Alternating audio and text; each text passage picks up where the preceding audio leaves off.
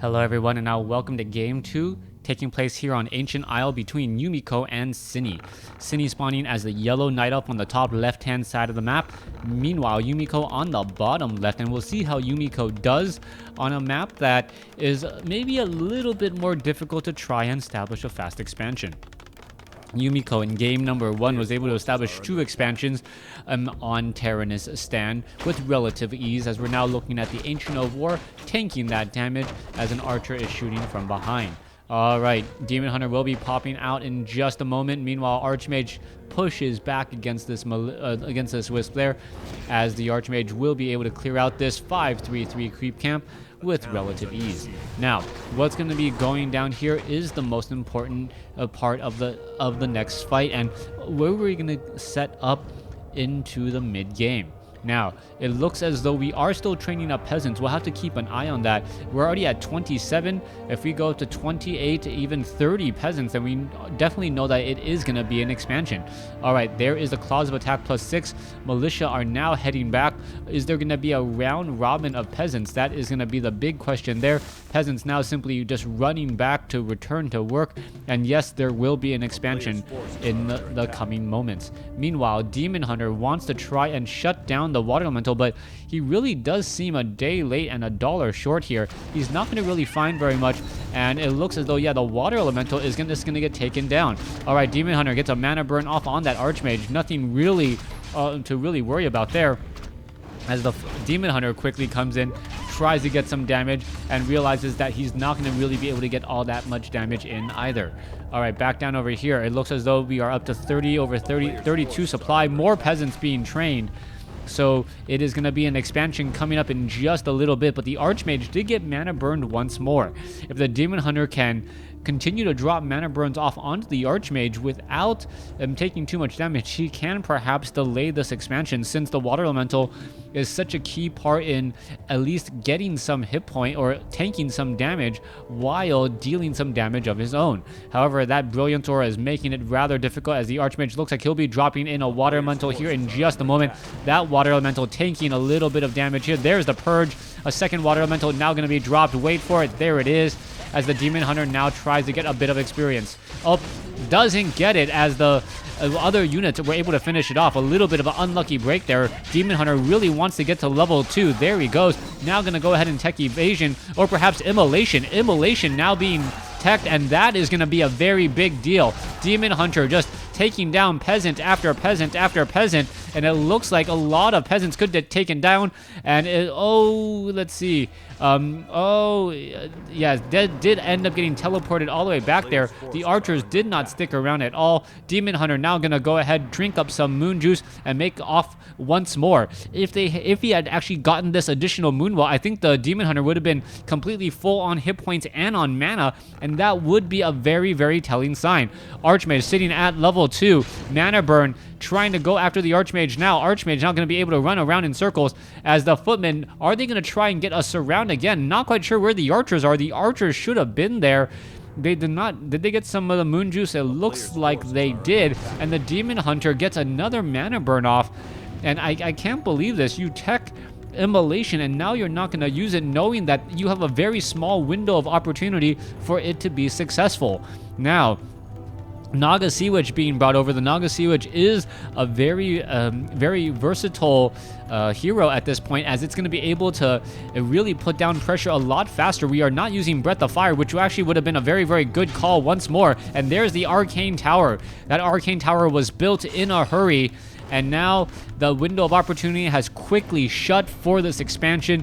And I think Yumiko is just going to be able to sail into this game now. Not much that can really be done here. Demon Hunter could tech immolation again.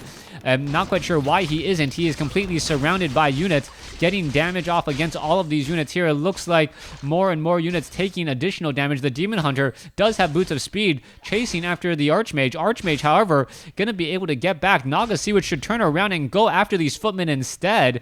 And that's just some poor decision making by the Naga Sea Witch and the Demon Hunter, not focusing down units that are pretty much easy targets. Yumiko now gonna take this economic advantage, and the only thing that the Night Elf player can do is really try to rush in here and perhaps make things even worse. You're looking at the Arcane Tower taking a bit of damage. Archmage is still only level 2 though, not yet quite level 3, and that's perhaps the only thing that's really saving him from near certain doom. All right, we are looking into Druids of the Talon, and perhaps Druids of the Talon with their magic damage and range could perhaps be a good counter to the Footmen that we're looking at here. If they get the Fairy Fire down, get that -5 armor, if they're able to get all of that together and get it to working together rather quickly, they should be able to perhaps come off with a bit of a surprise. If they're able to take down maybe 12 to 16 supply of army, then things are going to really change things up. Archmage quickly comes in here, realizes what's going on. There's the Ancients of Wind, as the Ancients of Wind are now trying to fight back here. All right, there goes one. There's a mana burn, and you can see 2 footmen quickly taken down. All right, Water Elemental taking a lot of damage as well. It looks like that Water Elemental is going to end up falling. Naga Sea Witch still seen at level 1. Druids of the Talon going to turn around, fight back here, but we still need to continue to train up more Druids of the Talon. Not sure why the Ancients of Wind are not training right now, as the Archmage does have negative, had a little bit of negative armor there, and still was able to escape. All right, more towers quickly being upgraded, and now this army needs to make it over and in a hurry. If this happens, if this is going to be the next fight here, this is where everything is on the line. Militia now being called over. That is plenty of targets. Footmen also over here as well. Demon Hunter, perfect time for immolation. If you are going to engage, you're going to have to run past the Demon Hunter, who is dealing so much damage. Level 2 on the Naga Sea Witch. Naga Sea Witch should get Fork Lightning here and get the damage across multiple footmen. There you go. And you can see that focus damage going across, dealing so much damage to all of those footmen here as they're trying to rush through. Footmen are getting in some easy damage, but the Naga Sea Witch is really just doing extra more damage there. Water Elemental now does get taken down here. Demon Hunter chasing after the Archmage. Archmage should just be able to scroll a town portal. Naga Sea Witch could get there in a hurry, but now that the guard towers are up, the window of opportunity has quickly shut. Naga Sea Witch perhaps trying to get to level 3. And we are going to be getting the clarity potions. All right, let's go back down over here. Demon Hunter chasing after the Archmage. Off over here to the north. Naga Sea Witch going to go ahead and clear out some of the Troll Berserkers. There it goes. Level 3 on that Naga Sea Witch. Clarity potion, potion of lesser invulnerability. As the Naga Sea Witch should perhaps just get in front of that Archmage here. All right, plenty of time bought here for those guard towers to get up. One guard tower, or Arcane Tower, is going to end up taking a bit of damage there. Staff of Teleportation, and here we go. The Demon Hunter perhaps going to try to make its way in. Oh, and there is the Wand of Illusion. A whole bunch of Demon Hunters taking arcane damage, and now the Footmen are getting a little bit of a trouble here. All right, there you go. You can see that the guard tower is not focusing down the right units, and there comes the Footmen the other way. All right, let's go ahead and try and take down some of these footmen there. There goes one footman. However, you should not be focusing down the Archmage. Archmage takes reduced damage from magic, so that's actually counterintuitive to what the strategy would call for. Just take down the remaining units and hope that you can focus down these guard towers.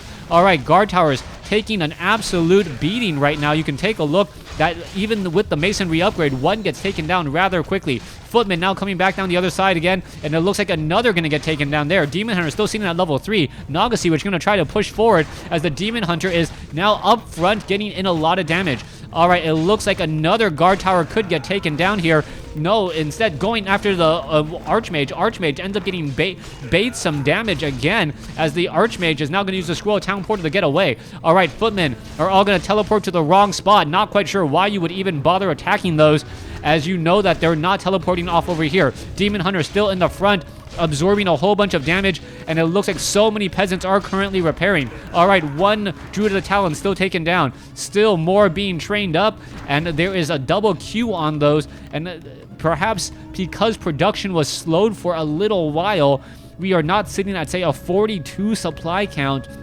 worth of units, which would be very, very helpful right now. Anything that you can get to try and offset this economic advantage. Yumiko has a lot of peasants here.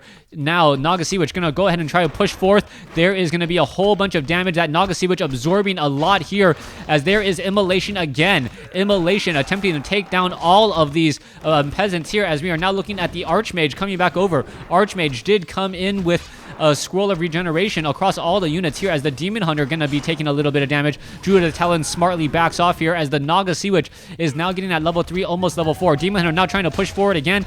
Are we gonna perhaps see Immolation once more? There goes the Druid of the Talon, as the mass number of peasants are trying to repair. All right, it looks like a guard tower could get taken down right there, and yes, it does get taken down. Scroll of Healing still available, used just in time to save one Druid of the Talon, as the Demon Hunter still going back and forth here. All right, no Immolation, very, very low on mana, going after the Archmage. Archmage uses a Potion of Healing again, and that's where all of those additional gold is really going towards. Stormbolt onto the Demon Hunter, and they're now level 4 onto the Archmage. There's the GG. He had the Potion of Invulnerability, but did not spot the Mountain King in time.